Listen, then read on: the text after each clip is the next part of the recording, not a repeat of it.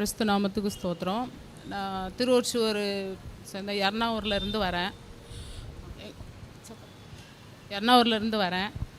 எங்கள் மகளுக்கு வந்து 2வது மகளுக்கு திருமணம் ஆகிறதுக்கு முன்னாடி ஐயா கிட்ட நான் சொல்லுவேன், நல்லா வரனா கிடைக்கணும் ஐயா அப்படின்னு வந்து மாதம் நான் ஜெபிச்சுட்டு போகும்போது ஐயா சொல்லுவாங்க, தங்கச்சிக்கு நல்ல வரனா கிடைக்கும், நானும் ப்ரேயர் பண்ணிக்கிறேன். வரும்போதெல்லாம் கேட்பாங்க, தங்கச்சிக்கு ஏதாவது பார்த்தீங்களா, அலைன்ஸு செட் ஆகிடுச்சான்ட்டு.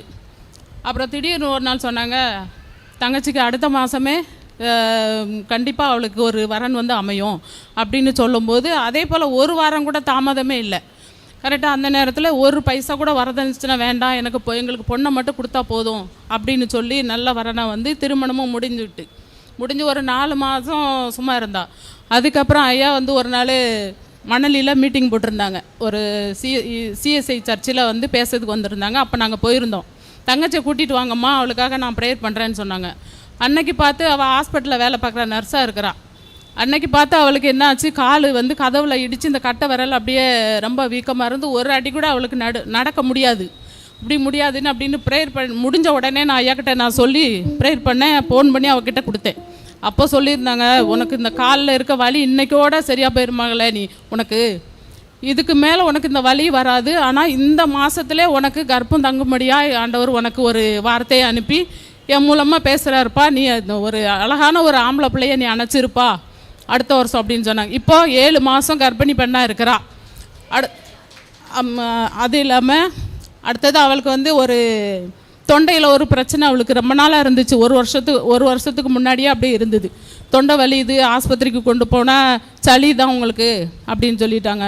அப்படி நிறைய 2-3 ஆஸ்பத்திரி மாற்றி நாங்கள் போய்கிட்டே இருந்தோம். அதையும் வந்து நான் சொல்லிகிட்டு இருந்தேன், இந்த மாதிரி இப்படி இப்போ சொல்லிகிட்டு இருக்கா, என்ன செய்யலாம் அப்படின்னு ரிப்போர்ட்டோடு வந்தேன்.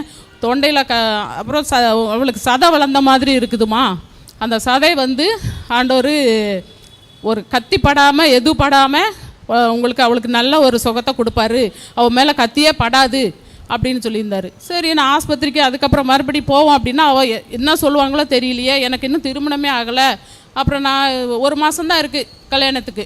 அப்போ நான் என்ன பண்ணேன், சரி என்ன செய்யறது, மறுபடியும் ஐயாக்கிட்ட நம்ம சொல்லுவோம் அப்படின்ட்டு சொல்லி ப்ரேயர் பண்ணும்போது ஐயா சொன்னார், எந்த ஒரு இதுவும் அவளுக்கு தொண்டையில் எந்த ஒரு கிருமியோ எந்த ஒரு அசுத்தாவோ எது இருந்தாலும் இதோட அவளுக்கு போயிடும், நல்லபடியாக ஆயிரும், ஒரு கத்தி கூட படாமல் அவள் நல்லபடியாக இருப்பா, ஒன்றும் செய்யாதுமா, ஒன்றும் இல்லை அவளுக்கு, அதோட விலைக்கு போயிடுச்சுன்னு சொல்லிட்டாங்க. ஆஸ்பத்திரிக்கு போனேன், என்ன சொல்லிட்டாரு, சதை தான் வளர்ந்துருக்கு, நீங்கள் ஆப்ரேஷன் தானே பண்ணணும் அப்படின்ட்டாங்க. அப்போ நாங்கள் என்ன பண்ணோம், அந்த மாத்திரையை சாப்பிட்டுட்டு அவள் ரொம்ப வருத்தப்பட்டுட்டு நான் இனிமேல் ஆஸ்பத்திரிக்கே போக மாட்டேன்னு சொன்னான். ஆனால் 1 வருஷம் ஆயிடுச்சு, இது வரைக்கும் எந்த பிரச்சனையும் இல்லை, நல்லா இருக்கா. எங்கே ஆஸ்பத்திரிக்கு போனாலும் அப்படிலாம் ஒன்றும் இல்லையம்மா அப்படின்னு சொல்லி அந்த ரிப்போர்ட்லேயே வந்துடுச்சு. அதனால் ஆண்டவருக்கு நன்றி. எங்களுக்காக ஜெபம் பண்ண ஐயாவுக்கு ரொம்ப நன்றி.